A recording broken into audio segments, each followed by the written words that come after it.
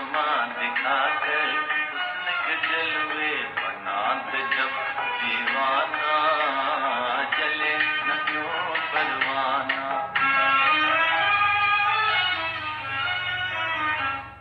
दिल की लगी का नाम है उल्फत, दिल की लगी का नाम उल्फत है। दिल की लगी का नाम है उल्फत, दिल की लगी का नाम उल्फत है। और उल्फत का है ये मतलब, और उल्फत का है ये मतलब। चुपके चुपके धीरे धीरे हंस हंस के जल जाना। चुपके चुपके धीरे धीरे हंस हंस के जल जाना। जले न क्यों परवाना।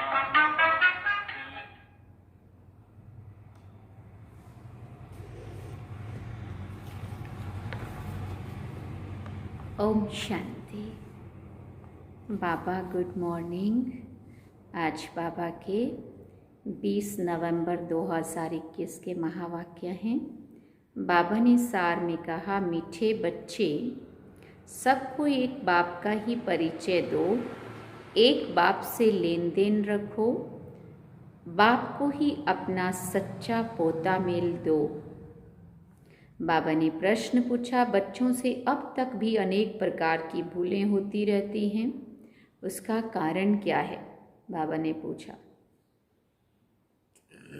क्या कहेंगे? बच्चों से अब तक भी अनेक प्रकार की भूलें होती रहती है, उसका कारण क्या है? तो बाबा ने उत्तर में कहा, मुख्य कारण है योग में बहुत कच्चे हैं। बाप की याद में रहते तो कभी कोई बुरा काम हो नहीं सकता। नाम रूप में फंसेंगे तो योग लग नहीं सकता। तुम पतित से पावन बनने की धुन में रहो, निरंतर शिव बाबा की याद में रहो। तुम्हारा आपस में जिस्मानी प्यार नहीं होना चाहिए। जिस्म में फंसे रहेंगे तो बाबा की याद भी नहीं आएगी, और बाबा कहते फिर क्या होगा? प्रगति उन्नति नहीं हो सकती। गीत सुना जले ना क्यों परवाना। ओम शांति। ये भक्ति मार्ग के गीत गाए हुए हैं। आखिरीन ये सब बंद हो जाएंगे, इनकी दरकार नहीं है। गायन भी है, 1 सेकंड में बाप से वर्षा मिलता है। तुम जानते हो बेहद के बाबा से जीवन मुक्ति का वर्षा मिलता है। जीवन मुक्ति अर्थात इस दुख धाम से मुक्त, भ्रष्टाचार से मुक्त। फिर क्या बनेंगे? बाबा पूछते हैं फिर क्या बनेंगे? उसके लिए एम ऑब्जेक्ट तो बहुत अच्छी समझाने की है। बाबा ने रात्रि को भी समझाया कि कोई भी आते हैं तो पहले परिचय दो ऊंचे से ऊंचे भगवान का। पूछते हैं यहाँ का उद्देश्य क्या है? बहुत सारे नए लोग आते, पूछते तुम यहाँ क्या करते हो, तुम्हारा क्या उद्देश्य है?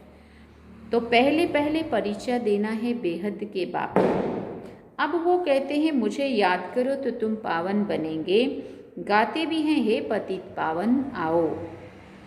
तो बाप को ज़रूर कोई अथॉरिटी होगी ना, कोई तो पार्ट मिला हुआ होगा। उनको कहते हैं ऊंचे से ऊंचा बाप। वो भारत में ही आते हैं, भारत को ही आकर ऊंच से ऊंच बनाते हैं, वैकुंठ की सौगात ले आते हैं। मनुष्य सृष्टि में ऊंच से ऊंच है देवी देवताएं, सूर्यवंशी घराना जो सतयुग में राज्य करते थे। सतयुग स्थापन करने वाला ऊंच से ऊंच भगवान ही है। उनको कहते भी हैं हेवन स्थापन करने वाला, हेवनली गॉड फादर। वो बाप है, उनके लिए कभी ऐसे नहीं कह सकते कि आप सर्वव्यापी हैं। सर्वव्यापी कहने से बाप का वर्षा गुम हो जाता है। कितनी मीठी बातें हैं। बाप माना वर्षा, बाप माना वर्षा मतलब अगर वो हमारा बाप है तो हम उसके वर्षे के अधिकारी, हम उसके बच्चे हैं। ये समझने की बात है। ज़रूर अपने बच्चों को ही वर्षा देंगे ना। सभी बच्चों का एक ही बाप है, वो आकर सुख शांति का वर्षा देते हैं, राजयोग सिखाते हैं। बाकी तो सभी आत्माएं हिसाब किताब चुकतू कर वापस चली जाएंगी। अभी पुरानी दुनिया खत्म होने वाली है, उसके लिए ये महाभारत लड़ाई है। अनेक धर्मों का विनाश, एक धर्म की स्थापना होनी है। बुद्धि भी कहती है जरूर कलयुग के बाद सतयुग आना चाहिए। देवी देवताओं की हिस्ट्री रिपीट, गाया भी हुआ है, ब्रह्मा द्वारा स्थापना करते हैं, ऊंचते ऊंच पद प्राप्त कराते हैं। बाप कहते हैं बच्चे ये अंतिम जन्म पवित्र बनो, अब मृत्यु लोक मुर्दाबाद और अमरलोक जिंदाबाद होना है। तुम सब पार्वतियां हो, किसके लिए कहा? हम आत्माओं के लिए। तुम सब पार्वतियां हो, अमर कथा सुन रही हो। बच्चे और बच्चियां दोनों अमर बनेंगे ना। इसको अमर कथा कहो व तीजरी की कथा कहो। अक्सर करके माताएं ही कथा सुनती हैं। क्या अमरपुरी में पुरुष नहीं होंगे? पूछ रहे हैं बाबा। क्या माताओं को ही अमर बनना है? अमरपुरी में जाने के लिए कथा उनको ही सुननी है क्या? दोनों ही होंगे ना। ये बाप समझाते हैं, क्या समझाते हैं कि भक्ति मार्ग के शास्त्र क्या कहते हैं और बाबा फिर क्या कहते हैं। ये भी कहते हैं भक्ति का फल देने भगवान आते हैं। बरोबर सतयुग में इन देवी देवताओं का विश्व पर राज्य था। इन्हों को फल किसने दिया? किसने उनको इतना ऊंच महान बनाया? कोई भी साधु संत आदि तो दे ना सके। ये भी जानते हो भक्ति भी सब एक जैसी नहीं करते हैं। जो बहुत भक्ति करेगा उनको फल भी जरूर ऐसा ही मिलेगा। जो पूज्य थे वही पुजारी बने, फिर पूज्य बनेंगे। भक्ति का फल तो मिलेगा ना।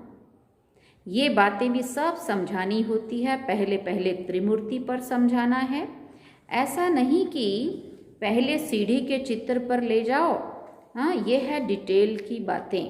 पहले पहले परिचय देना है बाप का, वो है ऊंचे ते ऊंचा, फिर ब्रह्मा विष्णु शंकर का, फिर लक्ष्मी नारायण का। बाकी भक्ति मार्ग के चित्र तो ढेरों के ढेर हैं।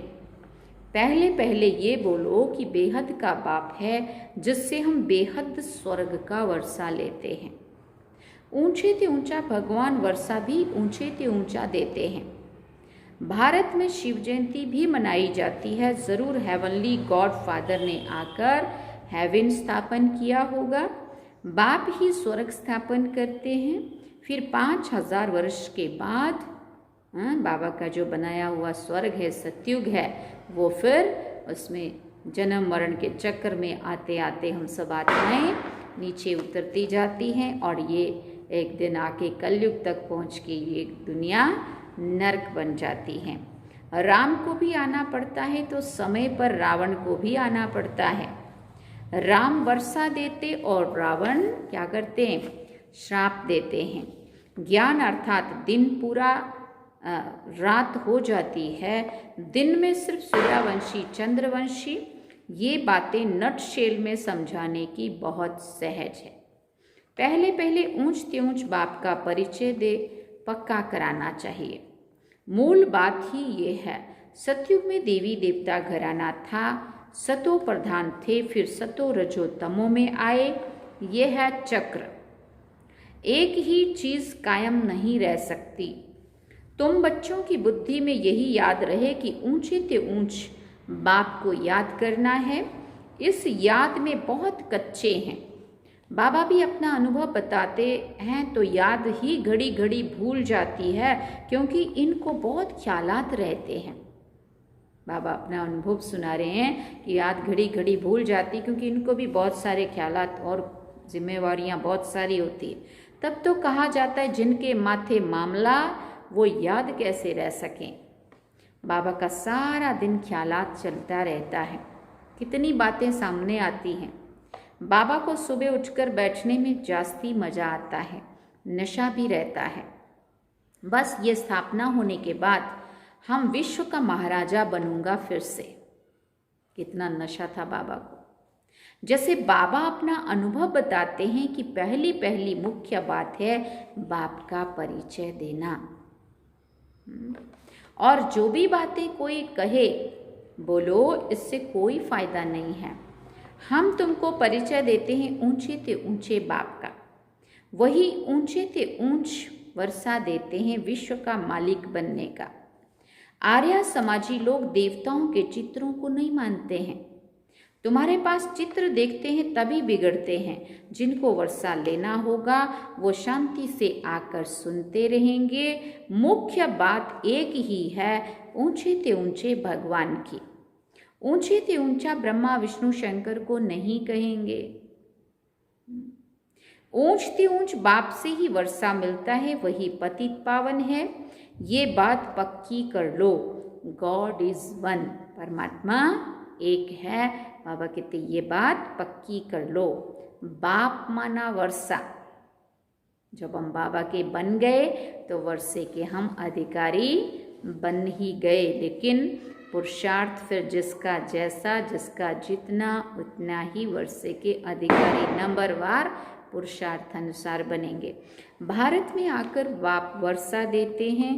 ब्रह्मा द्वारा नई दुनिया की स्थापना, शंकर द्वारा विनाश। इस महाभारत लड़ाई से ही स्वर्ग के गेट खुलते, पतित से पावन बनते हैं। बेहद के बाप से ही भारत को वर्षा मिल रहा है, दूसरी कोई बात नहीं है। यहाँ है एक बात, बाप कहते हैं मुझे याद करो तो तुम्हारी खाद निकले। ये एक बात जब समझें तब और कुछ समझाना। ये जो इतने चित्र हैं ये है रेजगारी।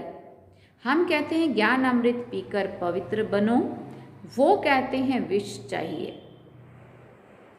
उस पर भी ये चित्र है, तब कहते हैं अमृत छोड़ विष काहे को खाए। ये रूहानी नॉलेज स्पिरिचुअल फादर ही देते हैं। वो बाप सर्वव्यापी कैसे होगा? तुम बाप को सर्वव्यापी मानते हो तो भले मानो, अब हम नहीं मानेंगे, क्योंकि जिसको जब समझ में आ गई वो तो नहीं मानेगा ना। फिर आगे हम भी मानते थे, अब बाप ने बताया है कि ये तो भूल है जो तुम मुझे सब ठीक कर भीतर सबके अंदर कह देते हो। बाप से वर्षा मिलता है, अब भारत नरक है, उनको फिर हम स्वर्ग अर्थात पवित्र गृहस्थ आश्रम बनाते हैं। आदि सनातन देवी देवताओं का पवित्र गृहस्थ आश्रम था, अभी है अपवित्र विशिष्ट दुनिया। बाप कहते हैं मुझे याद करो, ऊंचते ऊंच शिव बाबा क्रिएटर है, उनसे वर्षा मिलता है। अभी कलयुग में है ढेर मनुष्य, सतयुग में तो बहुत थोड़े मनुष्य हैं। तो उस समय बाकी सब शांति धाम में हैं, तो जरूर अब लड़ाई लगेगी, तब तो सब मुक्ति में जाएंगे ना। ये सब बातें बच्चों की बुद्धि में रहनी चाहिए। बच्चों को सर्विस जरूर करनी है, सर्विस से ही ऊंच पद पाएंगे। ऐसे नहीं कि आपस में नहीं बनी तो शिव बाबा को भूल जाना या शिव बाबा की सर्विस करना छोड़ देना है, फिर तो ये पद भ्रष्ट हो जाएगा। हमारे 4 सब्जेक्ट हैं, सिर्फ घर में बैठ के मुरली पढ़ने से काम नहीं चलेगा, घर में बैठ के याद कर लिया नहीं चलेगा। ज्ञान योग धारणा सेवा, सेवा भी तन से मन से धन से, मन से वचन से कर्म से, कहीं ना कहीं तो ज्वाइन करना पड़ेगा ना। और फिर बाबा का घर ही क्यों बना अगर हमें घर में ही बैठ के पढ़ना है। देखा, बाबा का घर है, बाबा के बच्चों के लिए है, और ये विद्यालय है सबकी पढ़ाई के लिए है ना। इसलिए बाबा कहते अगर नहीं पढ़ेंगे तो पद भ्रष्ट हो जाएगा, फिर ये सर्विस करने के बदले डिसर्विस कर देंगे। क्यों? क्योंकि लोग बोलने लगेंगे तुम वहाँ नहीं जाते हो क्या, तो क्या है ये डिसर्विस नहीं है तो क्या है ये, क्या हुआ इनको जो वहाँ नहीं जाते हो। तो कोई सोचेगा बहनों ने कुछ बोला होगा, कोई सोचेगा वही खुद ही अच्छा नहीं होगा, है ना। सब बातें तो आएंगी ना, कोई हमारे ऊपर भी आएंगी, कोई तुम्हारे ऊपर भी आएंगी। हम समझते हैं कि अकेली बहनों पे ही आएंगी, ऐसा नहीं होता है ना। इसलिए बाबा कहते डिसर्विस कर देंगे फिर तो। सोचो कितनों के संकल्प चलेंगे, और जितनों के संकल्प चलेंगे, जितनों की जितनी बातें होंगी, सारा बोझ अपने पे आ जाएगा। आपस में लून पानी होकर सर्विस छोड़ देना, इन जैसा बुरा काम और कोई नहीं है। बाबा को याद करो तो कमाई भी होगी। अब ज्ञान मिला है, होली बनो और बाप को याद करो। धुरिया कहा जाता है ज्ञान की रिमझिम को। ज्ञान और विज्ञान कहा जाता है। विज्ञान है योग और ज्ञान है सृष्टि चक्र का। होली धुरिया मनुष्य कुछ भी समझते नहीं है। बाप को याद करना और ज्ञान सबको सुनाना। बाबा बार बार समझाते हैं कि ऊंचे से ऊंचे बाप को सर्वव्यापी कह नहीं सकते, नहीं तो खुद किसको याद करते हैं। बाप कहते हैं निरंतर मुझे याद करो, परंतु रचयिता को नहीं जानते तो मिलेगा क्या। ना जानने के कारण सर्वव्यापी कह देते हैं। तो ऊंचे से ऊंचा सिद्ध करके समझाओ तो सर्वव्यापी की बातें बुद्धि से निकल जाएं। हम सब ब्रदर्स हैं। बाप हर 5000 वर्ष के बाद आकर वर्षा देते हैं। सतयुग में देवी देवता होंगे, बाकी सब मुक्ति धाम में चले जाएंगे। सबको बाप का परिचय देते रहो। क्राइस्ट की प्रेयर करते हैं, बोलो क्राइस्ट तो सबका फादर नहीं है ना। सबका फादर तो निराकार है, जिसको ही आत्मा पुकारती है ओ गॉड फादर। क्राइस्ट उनका सन गाया हुआ है। क्राइस्ट ने खुद कहा I am a son of God, I am a messenger of God.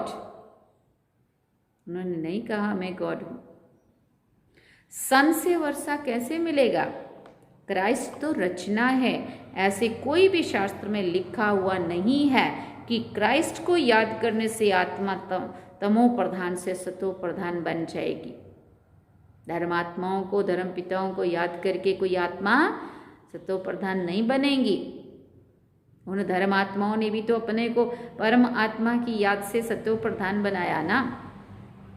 तो फिर हम कैसे उनकी याद से सतो प्रधान बन सकते हैं? हाँ, याद तो शिव बाबा को ही करना पड़ेगा ना। एक गीता में ही है माम एकम याद करो। गॉड फादर का शास्त्र ही है गीता। सिर्फ बाप का नाम बदली कर श्री कृष्ण का नाम लिख दिया है। ये भूल कर दी है। ऊंचे से ऊंचा बाप है, वही सुख शांति का वर्षा देते हैं। शिव का चित्र सबको अपने पास रखना है। शिव बाबा ये वर्षा देते हैं, फिर 84 जन्मों में गंवा देते हैं। सीढ़ी पर समझाना है, पतित पावन बाप ही आकर पावन बनने की युक्ति बताते हैं। वो कहते हैं कृष्ण भगवान उवाच, तुम कहते हो शिव भगवान उवाच। फर्स्ट फ्लोर में ऊंचा बाप रहता है, फिर सेकंड फ्लोर में सूक्ष्म वतन, और ये है थर्ड फ्लोर। इस पृथ्वी को, इस साकार मनुष्य लोक को बाबा कह रहे, ये है थर्ड फ्लोर।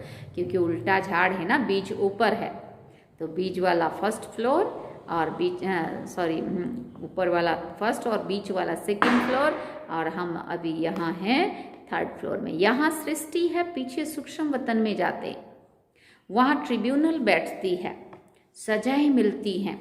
सजाएं खाकर पवित्र बन चले जाते हैं ऊपर। बाप सब बच्चों को ले जाते हैं। अब है संगम। इनको 100 वर्ष देने चाहिए। बच्चे पूछते हैं बाबा स्वर्ग में क्या क्या होगा। बच्चे पूछते हैं बाबा से, बाबा स्वर्ग में क्या क्या होगा। तो बाबा कहते हैं बच्चे वो तो आगे चलकर देखना। अब जैसे जैसे समय नज़दीक आता जाएगा ना, बाबा कहते हैं आगे चलकर देखना। पहले तुम बाप को जानो, पतित से पावन बनने की धुन में रहो। पहले जो करना है पुरुषार्थ हो तो कर लें, स्वर्ग में जो होना होगा सो होता रहेगा। तुम पावन ऐसे बनो जो बाप का पूरा वर्षा मिल जाए नई दुनिया का। बाकी बीच में क्या होता है ये भी आगे चलकर देखना है। तो ये बातें सब याद रखनी चाहिए। ना याद रहने के कारण समय पर समझते नहीं हैं, भूल जाते हैं। बच्चों को कर्म भी अच्छे करने हैं। बाप की याद में रहने से बुरा काम होगा ही नहीं। बहुत बुरे काम भी करते रहते हैं। ऐसे थोड़ी सिर्फ इसी ब्राह्मणी का अच्छा लगता है। वो ब्राह्मणी गई तो खुद भी खलास, ब्राह्मणी में फंसे रहो और ब्राह्मणी पार्टीबाजी करती रहे। ब्राह्मणी के कारण मर जाते हैं, गोया बाप से वर्षा लेने से मरे। अगर वही ब्राह्मणी चाहिए थे और उसी से मुरली तो बाबा की है ना। लेकिन एक ब्राह्मणी पसंद आई और उसी ब्राह्मणी ने जो कहा वही सच है और बाकी सब ठीक नहीं है। बाबा कहते तो फिर वर्षा क्या मिलेगा, ब्राह्मणी के कारण मर जाते हैं, गोया बाप से वर्षा लेने से मरे। ये भी बदकिस्मती कही जाती है। कई बच्चे एक दो के नाम रूप में फंस मरते हैं। यहाँ तुम्हारा जिस्मानी प्यार नहीं होना चाहिए। हम तो एक दूसरे से जुड़े हैं आत्मा के नाते और एक भगवान के बच्चे हैं। हम सारे भाई बहन एक बाप का परिवार है। इसके लिए बाबा कहते निरंतर शिव बाबा को याद करना है, कोई से भी लेना देना नहीं है। बोलो हमको क्यों देते हो, तुम्हारा योग तो शिव बाबा से है ना। जो डायरेक्ट नहीं देते उनका शिव बाबा के पास जमा नहीं होता है।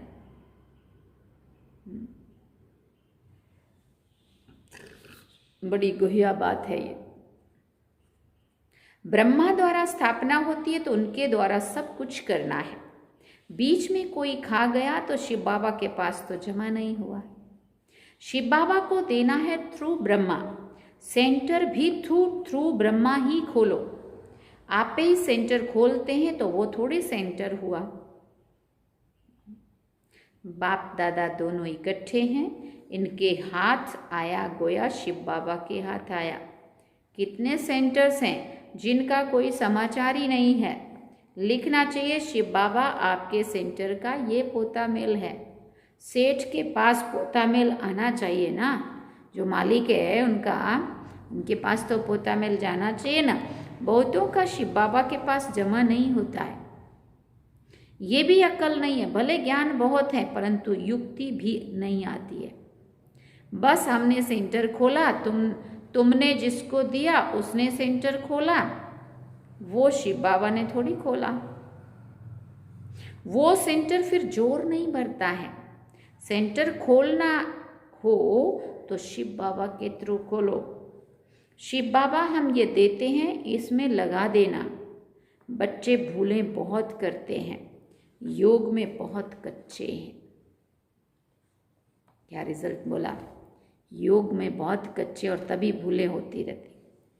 अच्छा, मीठे मीठे सिकिल दे बच्चों प्रति माता पिता बाप दादा का याद प्यार और गुड मॉर्निंग। रूहानी बाप की रूहानी बच्चों को नमस्ते।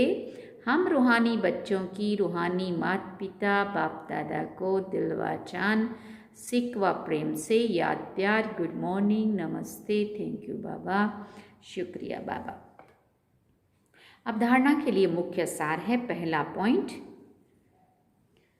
ज्ञान के साथ साथ अपना भविष्य बनाने की युक्ति भी सीखनी है। एक बाप से वर्षा लेना है। किसी देहधारी के पीछे बदकिस्मत नहीं बनना है। किसी देहधारी के पीछे बदकिस्मत नहीं बनना है। दूसरी बात, आपस में किसी बात के कारण बाप की सर्विस नहीं छोड़नी है। सवेरे सवेरे उठकर अपने आप से बातें करनी है, याद करने की मेहनत करनी है। वरदान में बाबा ने कहा, अनुभव की विल पावर द्वारा माया की पावर का सामना करने वाले अनुभवी मूर्त भव। अनुभव की विल पावर द्वारा माया की पावर का सामना करने वाले अनुभवी मूर्त भव। सबसे पावरफुल स्टेज है अपना अनुभव। अनुभवी आत्मा अपने अनुभव की विल पावर से माया की कोई भी पावर का, सभी बातों का, सर्व समस्याओं का सहज ही सामना कर सकती हैं और सभी आत्माओं को संतुष्ट भी कर सकती हैं।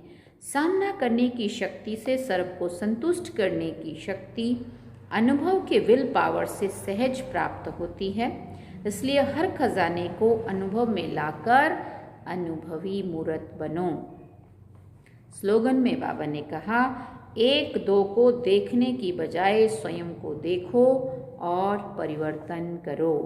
एक दो को देखने की बजाय स्वयं को देखो और परिवर्तन करो। च ओम शांति। ये थे बाबा के आज के महावाक्य। बाबा ने सार में कहा, मीठे बच्चे, सबको एक बाप का ही परिचय दो, एक बाप से लेन देन रखो, बाप को ही अपना सच्चा पोता मिल दो। और गीत में क्या सुना, जले ना क्यों परवाना। शांति।